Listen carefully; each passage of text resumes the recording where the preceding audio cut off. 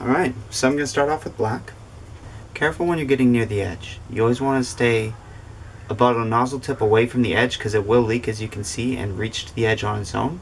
So you never need to go right up against it with the black. So what you want to do is just do the rainbow colors.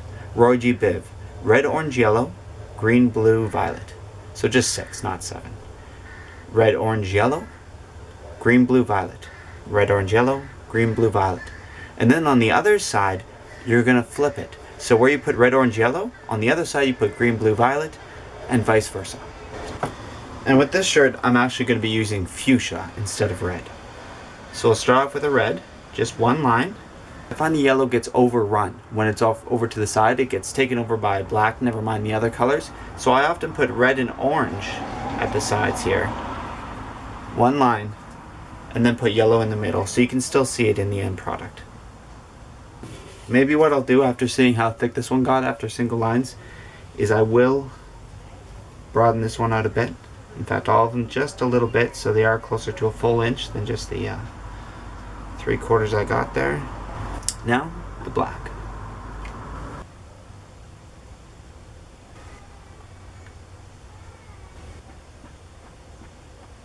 So we'll finish up all the red ones here first. Just go red.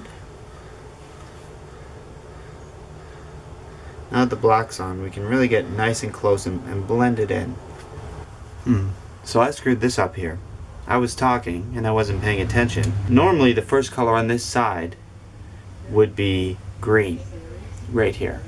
However, because there's pink and I need to compensate for that, I'm going to make that the purple side, and we're going to see how that turns out. There we go. Do orange here. And then do yellow in between. Let's take the green. Oops.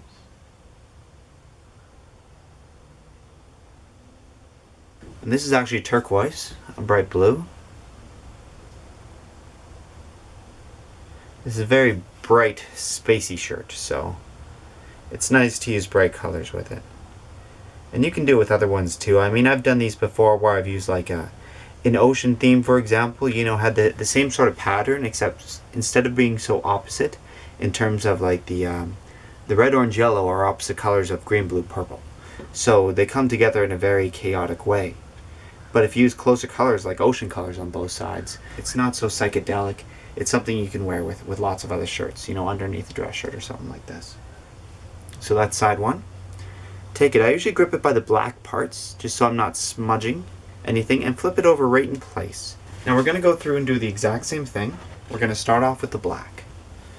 You can give it a squeeze, go ahead, especially for the center one. You want this to be a very, very consistent dark black there.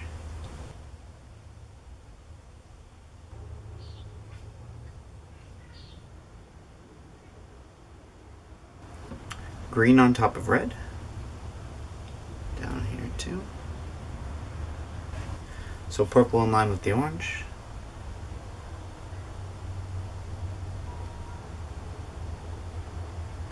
And then blue.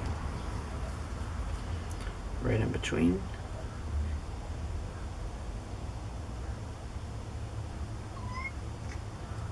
They do. And now the red, orange, yellow. So because of my screw up, I flipped it on the other side, so I'm going to flip it here too. So instead of going red, yellow, orange, I'm going to go orange, yellow, red. So red is at the end now, in line with the green still. Orange is opposite the red.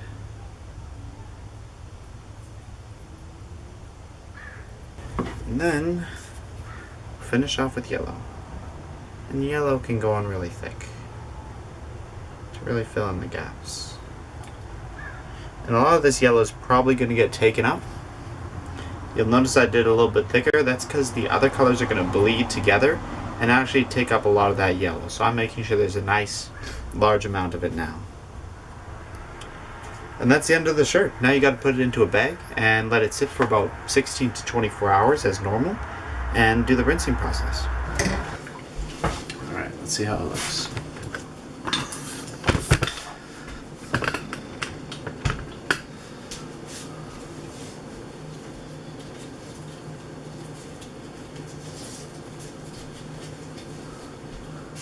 There's the front.